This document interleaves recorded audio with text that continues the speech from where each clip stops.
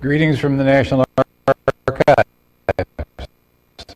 I'm David Farrar, Archivist of the United States, and it's my pleasure to welcome you to today's virtual book talk with Jayne Zanglein, author of The Girl Explorers. Before we begin, I'd like to tell you about two upcoming programs you can view on our YouTube channel. On Thursday, March 11th at noon, Bruce Levine will be here to tell us about his new biography of Thaddeus Stevens, one of the foremost abolitionists in Congress before the Civil War and firm proponent of equal rights for Black Americans during Reconstruction. And on Monday, March 15th at 7 p.m., Julia Swag will discuss her new biography, Lady Bird Johnson, Hiding in Plain Sight, which documents the former First Lady's complex role as a political partner to her husband and as a vital yet underappreciated presence in the White House. In 1932, Marine Peary Stafford, daughter of polar explorer Robert Peary, set off for Greenland on a mission to build a monument there honoring her famous father. Film footage and lantern slides in the National Archives document this Peary expedition, and a collection of Marie Peary's papers are in our donated materials. Before Peary Stafford set off, Harriet Chalmers Adams, the first president of the Society of Women Geographers, presented her with the Society's flag. This voyage marked the first time the flag was carried on an expedition. Today we'll hear more about the Society of Women Geographers and its intrepid members. The flag, first carried to Greenland in 1932, later went to the depths of the ocean and into space, each time marking a contribution to the world's store of knowledge. Women scientists and explorers before the Society's founding and after have used their intellectual curiosity to enlarge our understanding of the world. I'm looking forward to this opportunity to learn more about them from Jayne Zanglein. Joining the conversation today is Carolyn Torkelson, president of the Society of Women Geographers. Her passions are sharing the history of women explorers in the natural world, especially astronomy, and she has worked at science museums and various federal agencies. Our guest author, Jayne Zanglein, is passionate about publicizing the accomplishments of women ignored by history and chronicling the challenges women face today. She's an avid researcher and has won more than 20 awards for her scholarship. For the Girl Explorers, she conducted extensive archival research and visited a dozen countries. Now let's hear from Jayne Zanglein. Thank you for joining us today. Welcome to the National Archives webinar on the Girl Explorers. I'm Caroline, also known as Siffy Torkelson. I'm the president in 2021 of the Society of Women Geographers, which is a great honor. And a little bit just about me is I'm a geographer, cartographer. I have a GIS background.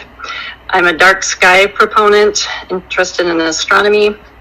And I've worked for several government agencies, including mostly natural resources, including the EPA and the Forest Service and the Peace Corps, and at two science museums. So I have interest in museums as well. And I found out about Annie Pack while I was working on my thesis when I was working on my master's degree. And she was one of the members of the Society of Women Geographers. And so after I wrote my thesis, I started writing a book about her, and I'm following the footsteps of her, kind of a travel log plus following her footsteps. So that's kind of my connection. And now let me introduce Jayne Zanglein. She is an author who is passionate about publicizing the accomplishments of women that have been ignored in history and chronicling the challenges that women face today.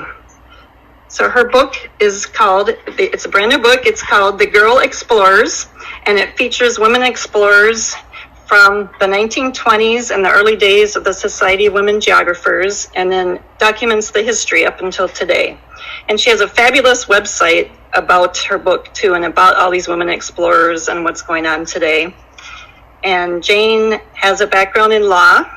She's an emeritus professor at the Western Carolina University, and she did a dispute and resolution and negotiation in China in 2019, and she traveled to 58 countries. So let me now begin our question and answers. Jayne, how did you find out about the Society of Women Geographers? Okay. So I didn't know about them before I started writing the book. I discovered them while I was researching the author Blair Niles. She was one of the founders of the society, and I was very intrigued with her. I wanted to write a book about women explorers. And I found out that in 1910, she traveled around the world with her husband, William Beebe. He worked for the Bronx Zoo, and they traveled 50,000 miles in 2 years, looking for every species of pheasants in Asia.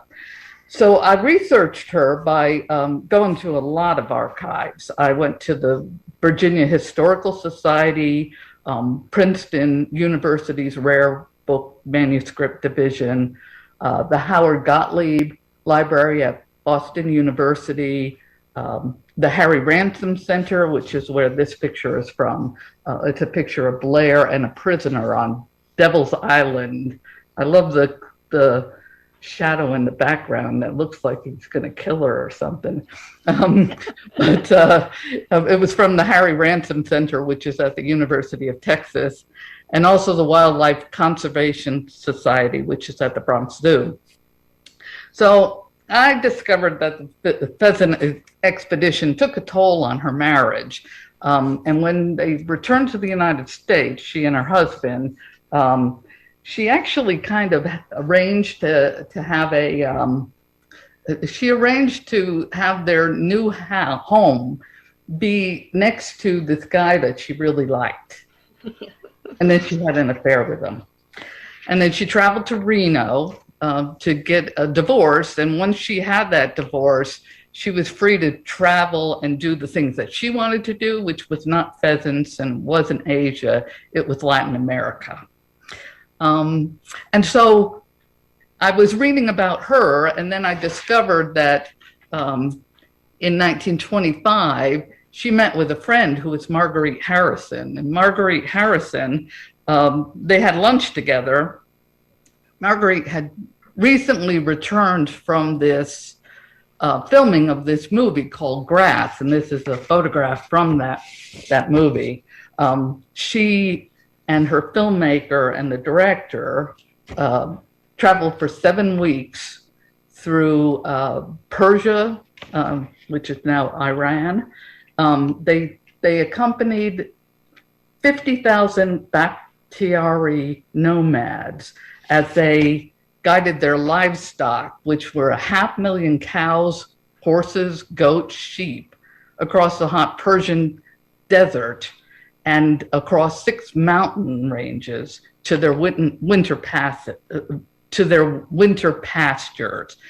Well, when they met, they talked about a lot of things, like the fact that the media always asked women explorers things like, do you wear makeup? What kind of clothes do you wear? Do you have any love interests? And so Blair was really excited to be talking to another explorer about these type of questions and the difficulties they faced when they were traveling. And so they both kind of simultaneously agreed that there was need for the Society of Women Geographers. Blair said, men have organizations where explorers can meet and receive help and inspiration from each other. Women need such a society. So they started the society, and within 7 years, they had 200 members all around the world. And when I was researching those members, I went to the Library of Congress because that's where the society's records are kept. Mm-hmm. So I researched the society in the 1920s and 30s and 40s, and you've got a better grasp on them today. So when I was researching them, one of the primary objectives was to give women a place to network. That was really important to them with other women when they returned from an expedition.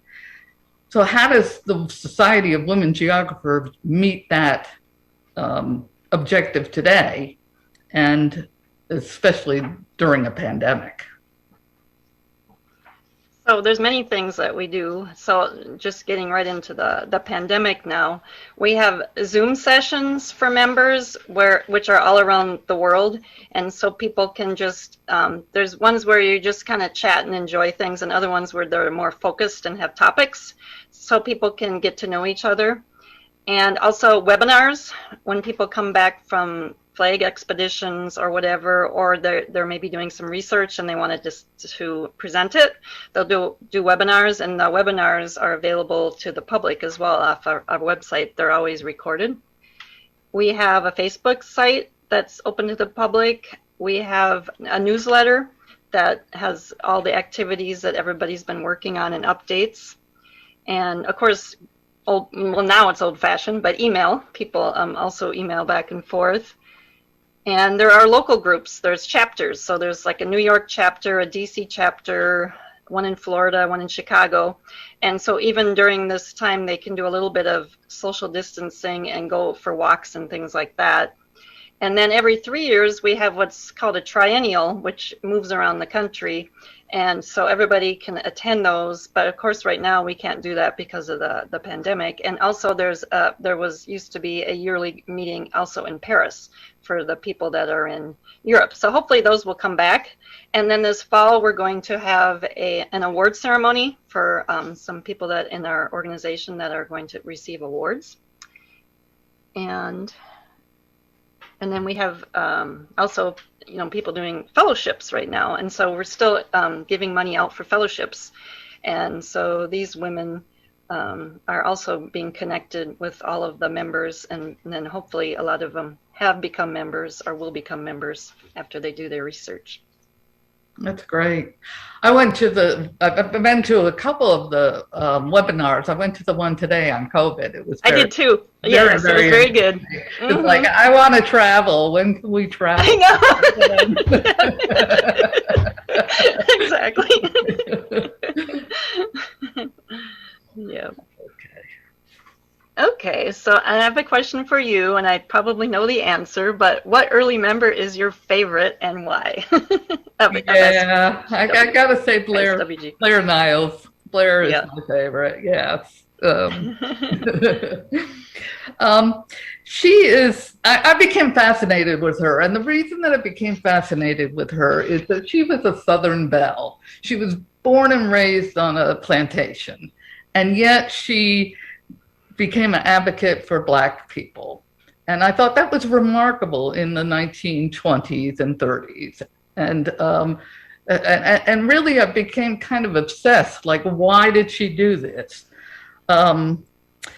She wrote books. This picture is from her book, Black Haiti. Black Haiti, the subtitle is something like America's Eldest Daughter. And it talks about the Haitian Revolution, which was the biggest Black revolution in the world, and how that happened and how people were faring in Haiti under the American occupation. That was in the mid-1920s, and really a very remarkable subject, I thought. And also several other members of the Society of Women Geographers, Zonia Barber, who was a geologist. She also worked in Haiti doing a report for the World Peace Organization, maybe, for on how people were faring in Haiti. The next book she wrote was Columbia, Land of Miracles. And Blair actually came up with this new style of travel writing. And she viewed travel writing as a biography. And she wrote a lot of biographies and fictional biographies, but she wanted to explain drama without, she wanted to explain the history about a country in a dramatic fashion, not like drama that we think of today, but in a way that was very engaging. And so what she'd do, she'd come up with these questions she had. And the question for this book was about this patron saint of slaves, that's San Pedro Claver. He's a patron saint of slaves, and he baptized 300,000 slaves in 1600. Well, the question she had is like, why would you baptize them? Why wouldn't you just fight to get them to be free? And so that was the premise of her book, like why would he do that? And so it's pretty engaging book. And then the next book that she wrote that I thought was remarkable, considering that she grew up on a plantation with freed slaves, was East by Day, which was about the Amistad Mutiny. And that she chronicled the mutiny as it was occurring, and then she had her main character have sort of this love interest with one of the attorneys who was working on the case. And so then she talked about the Supreme Court's decision that slaves were not property. So my question in doing my research, I guess it kind of paralleled what Blair was doing. I was trying to figure out what motivated her to do this. And I found out that her grandfather was Roger Atkinson Pryor, and he was a representative in the House of Representatives, and he represented Virginia. And he was the person in Congress who came up with the phrase that we know today, which is irreconcilable conflict, that it's an irreconcilable conflict that Congress has with respect to the issue of slavery. We'll never resolve it. And so when Lincoln was elected president, they actually had, he threatened to kill Lincoln, and they had the newspapers wrote poems about him, killing Lincoln with a sword because he had such a bad reputation as being a person with a temper and actually threatening people with duels. So they kind of made fun of him. But after the election, he traveled down to South Carolina, and in South Carolina, he gave this speech that was a pivotal speech, according to the New York Times. It was a speech that asked, why did that asked, would South Carolina please secede from the nation? Because Virginia is very old and she's very slow. But if you secede, we will secede as well. That word of that got back to the Confederate president, Jefferson Davis, and then he declared war. And then Roger Atkinson Pryor was actually given the opportunity, it was called the honor, to become the person who fired the first gun of the Civil War. And he said no. He said no. Later on, when Blair was in college, he actually regretted all his decisions, and he became a judge in New York. But I think as a result of that, Blair's Niles' mother was extremely liberal. She was extremely liberal. She actually had a school she had in her house for the former slaves and the neighborhood kids, because there was no school for them back then. So, I was interested in why Blair became an advocate for the marginalized and oppressed. And I think that was the reason, her family history, she had to atone for it in some way. And she also believed it was so wrong that she didn't do that. I also tended to like the really brazen, outspoken women. Anna Haywood Taylor was one of them. I went down to the South Caroliniana library and read her diary. She's a real trip, but she was a leader in the Charleston Renaissance art movement. Okay. and she actually worked with Blair's ex-husband in British Guiana as a scientific artist.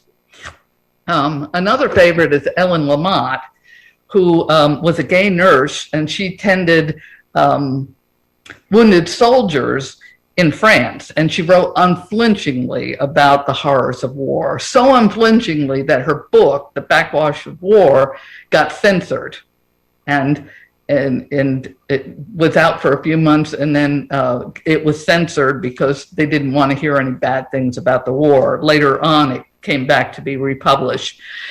She met Gertrude Stein, and Gertrude kind of had a crush on her, and they talked about her book. She gave a copy of her book to Gertrude, who then gave it to Ernest Hemingway and told him that he should write like Ellen. Mm-hmm. And so just really spare, powerful writing. And the last person, there are so many more, but I'll stop here, is Annie Peck, who was a mountaineer that you have followed. So I'll kind of turn it over to you because Annie Peck, she was a real outspoken woman. Yes, she was. So what were your experience, and how has your perception of Annie changed now that you're following in the footsteps of her? Well, going through South America, I just thought about how tenacious she was. So and how she kept changing her life. She started out as an archaeologist, and she went to school in Greece. So I went to visit the school in Greece where she went to school, which is still there. Oh, and really? She was the first woman in the school, but the school had really been just created a few years before she arrived there in the 1890s. And she got her degree there because she really wanted to do what her brother did. She wanted to go and teach Greek at a level at the university, but this was not really very possible for her at the time.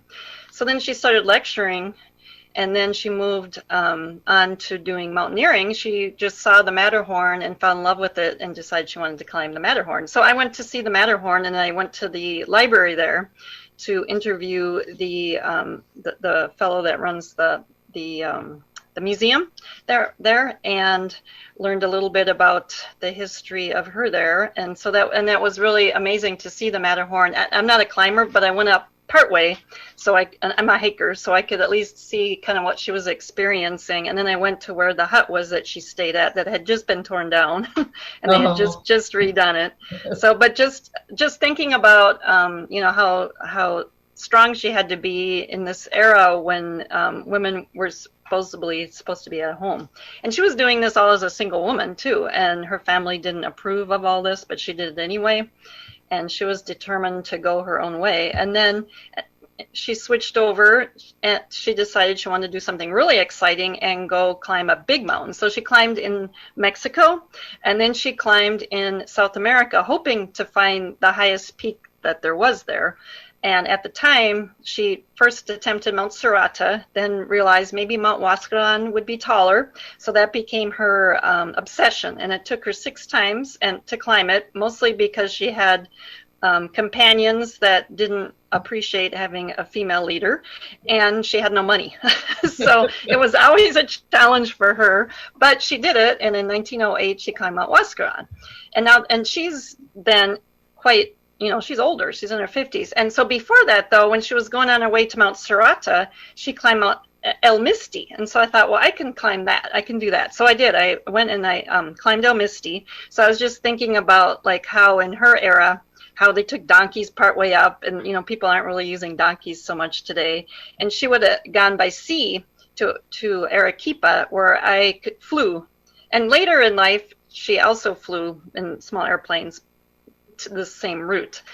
Oh, But yeah. 20,000 miles around South America, exactly. right? She was the first tourist. She wanted to show how easy it is to travel around South America. Because now, while she was mountaineering, she discovered she just loved Latin America. And so she tried to promote relations between the two continents, North America and South America, and promote geographic education and try to connect us better. And so this was and she wrote a guidebook on South America, and also more of an industrial commercial kind of book too for businessmen.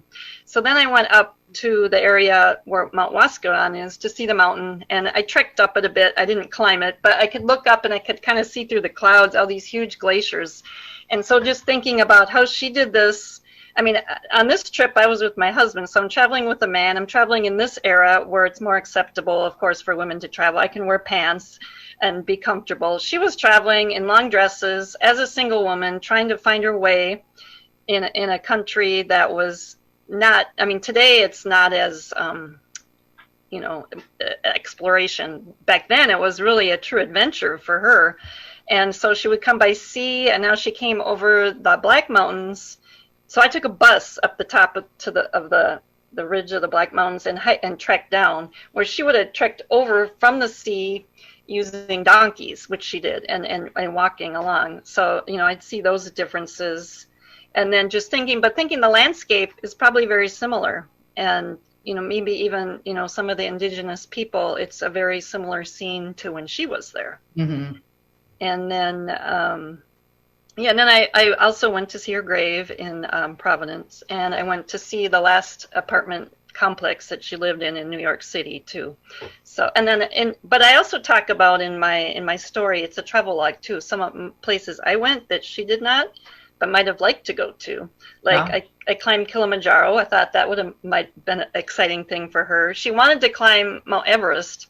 I mean, she had grand goals. I mean, no women back then were even thinking this, but she was. Wow. So, and I went to Nepal and did some trekking. So I was thinking about her there, how she would have really enjoyed that too. So I kind of interweaved the story with her. But yeah, she was amazing because she never married. She did this all on her own, always struggling financially. And then she died at about age 85. Yeah. But right before she died, she wanted to go back and see the Greece because it was so important to her. So she went back, and then but she didn't continue around the world. She wanted to see the whole world because she was feeling ill, and then went back to the East Coast, and soon after that died. But Blair Niles was one of her friends, and was there when she almost on her deathbed when she was sick. And she writes about that in her Peruvian pageant book that Blair Niles wrote, which has a couple of really interesting pieces in there about Annie Peck, who was a good friend of hers. Mm. So. Yeah, I remember the 83rd birthday party with 83 candles on the Yep. cake, and Blair, of course, was a master of publicity. So she had the newspaper cameraman there to snap a picture. And Annie was she was the oldest member of SWG, because this was kind of the end of her era, and the new women were creating all this exploration group. They didn't have that in her era, so Yeah. she was the oldest member. So Yeah, they called her Miss Peck, out of courtesy, out of respect. Well, what early members of the society would you like to know more about besides Annie? Well, there's so many. I mean, from your book, I learned about many more that I did not know about. But I would say Dorothy Bennett would be one. She's from Minnesota, as I am, and she got a degree in English, and then she studied astronomy and anthropology. And one of my interests is also astronomy. Right. And she wrote the Golden Guide books to all the different topics. And the astronomy one, when I was a child, that's what got my interest in astronomy. And she was a curator at the Hayden Planetarium, and then she was also a curator at the Berkeley Museum of Anthropology. And so I'm very fascinated by her. And another one is Catherine Barrett, she traveled in the Himalaya with her husband, Robert Barrett, who was a geographer, and in Patagonia. And then she wrote, but first, before that, she wrote books for children.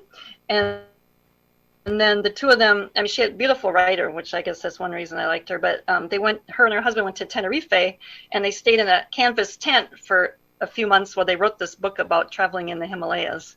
Wow. So she's fascinating. And then another lady I learned about from your book is Elise Bosteman, who has beautiful paintings under the sea, and I would really like to learn more about her too. I would too. I just read that her great-great-grandson found a bunch of her diaries. Oh, wow. Yeah, she I love the fact that she did these spectacular pictures, especially of bioluminescent fish. Yeah, she was amazing. She's at the top of my list.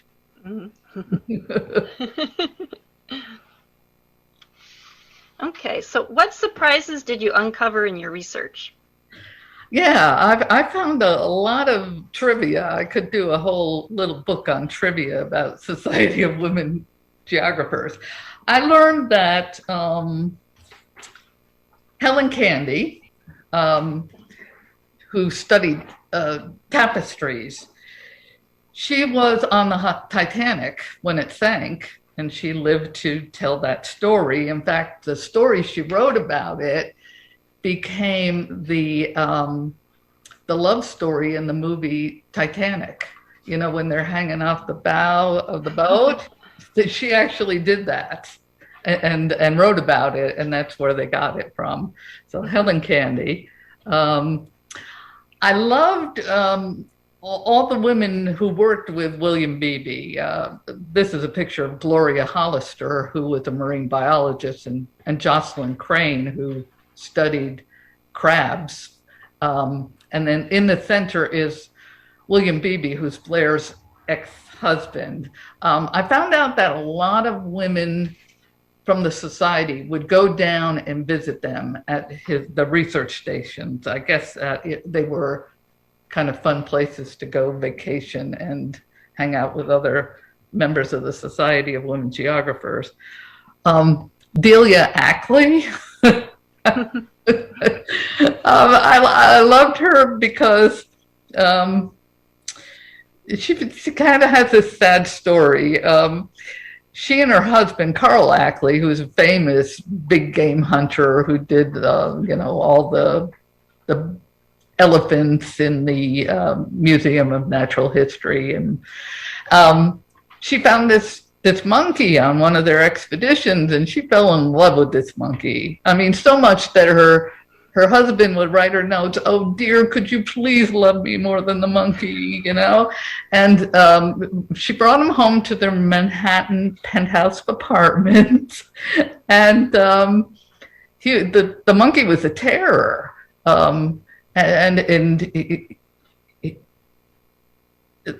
Carl couldn't deal with it anymore, so finally he divorced her. I thought it was interesting that so many of the women geographers got divorced at a time when it was scandalous. Yeah. So Delia, though, then was she was a very good game hunter, and so after her divorce, surprisingly, and to their credit, the Brooklyn Museum asked her to go on expeditions and get more specimens for them. So she managed to do very well, despite the fact that she was divorced and no longer attached to her husband's identity. Gloria Hollister, who could not love a woman who walks on the bottom of the ocean with that big copper helmet on their head, and she was the first woman to go down in the bathysphere around submersible that got lifted into the ocean by a winch. I have to say, to their credit, the National Archives supported the preservation of her papers at the Wildlife Conservation Society, which might be one of the reasons that we have this photograph. Marguerite Harrison, she became a newspaper reporter because she wanted to go to Europe during the World War I, and then she found out that the Baltimore Sun wouldn't send her, so she approached the government, and they sent her there as a spy, and she was captured and spent about a year in the Lubyanka prison. A lot of the women, members of the Society of Women Geographers, had good relationships with the presidents. But that might be in part because Theodore Roosevelt, was an explorer. But a lot of them visited the White House. It also helped that Eleanor Roosevelt became a member. And she became friends with Teyata, who was a Chickasaw interpretive dancer and storyteller. And she invited Teyata to the White House to perform for British dignitaries to show them what American culture was about. And then Frances Perkins and Frances Oldham Kelsey, I think this is kind of strange. They almost look like sisters, don't they? A little bit. When Roosevelt became president, Blair pressured Eleanor to convince FDR to hire the first female cabinet member. And he hired Frances Perkins for the Department of Labor. And then Frances Oldham Kelsey was also a member who was worked for the FDA, and she is the person who refused to approve the drug thalidomide.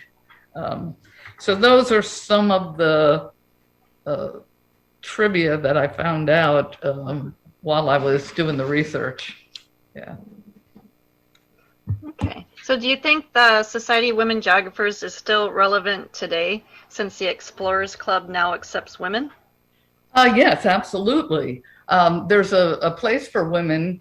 There's a place, there needs to be a place where women can network with other women explorers and scientists and artists outside the presence of men. I think that the society gives women a place to support each other, and that's very important. Our picture is kind of covering that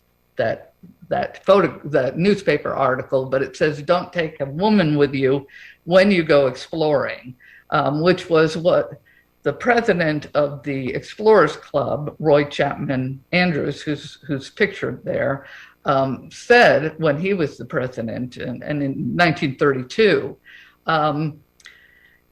In 1981, Carl Sagan wrote a letter to all the members of the society because women were still not allowed to join. So he said, when our organization was formed in 1905, men were preventing women from voting and pursuing many occupations for which they are clearly suited. In the popular mind, exploration was not what women did. Even so, women have played a significant but unheralded role in the history of exploration. And then he went on to say, that's covered, that today women are making extraordinary contributions in areas that are of fundamental importance to our organization. And he pointed out, and I'm going to mention these from left to right, Mary Leakey, archaeologist, the middle is Jane Goodall, and then at the right is Catherine Sullivan. And he mentioned that all those women were important and should be members of the society.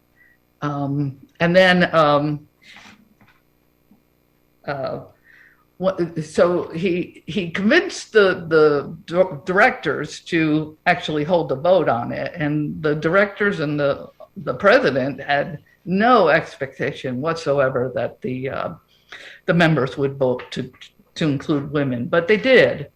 And shocking to the president. And so they invited a bunch of women, including Catherine Sullivan, astronaut, to join. And I thought what was remarkable was that first she joined the Society of Women Geographers. Yep.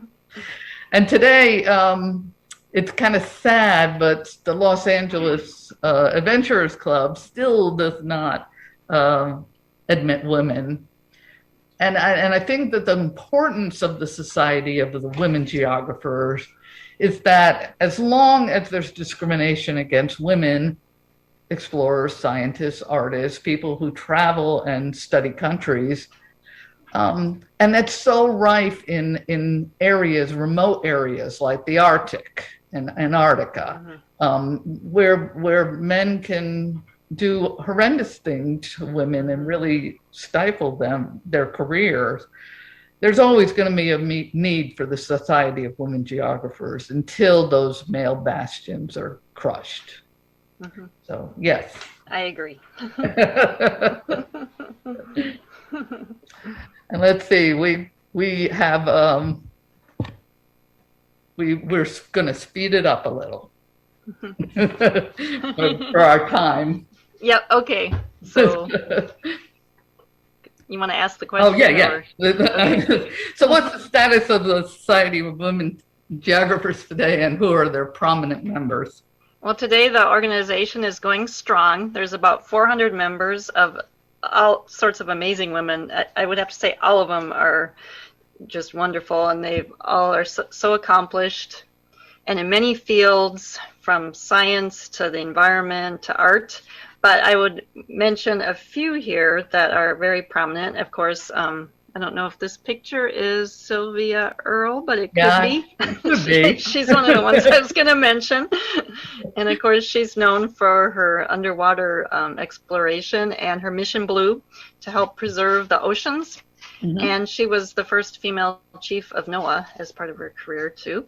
And you mentioned Catherine Sullivan. She was the first woman to walk in space, and also the first woman to go to Challenger Deep, which was just last year. So she's had two amazing firsts. And Jayne Goodall, and of course we all know who she is, but she's still going strong in conservation and trying to help the world. And Arlene Blum, she is a mountaineer. She was on a couple of the first all-female expeditions to Annapurna 1 and to Denali. And so these are, I would say, like some of the more prominent ones. But of course, we're doing flag expeditions. There's one starting out in pretty soon, and there's one out there right now. But I won't go into all that if we have time here. But yeah. Okay. Okay, so we're going to skip my questions about the fun part. It was all fun anyway, and wrap it up. So I'd like to thank you, Carolyn Sippy, for joining me on this webinar. And thank you so much, Jayne. Yeah, this was wonderful, and thank everybody for attending, and hopefully everyone enjoys this. And thanks to the National Archives too. Yes. Thank you very much.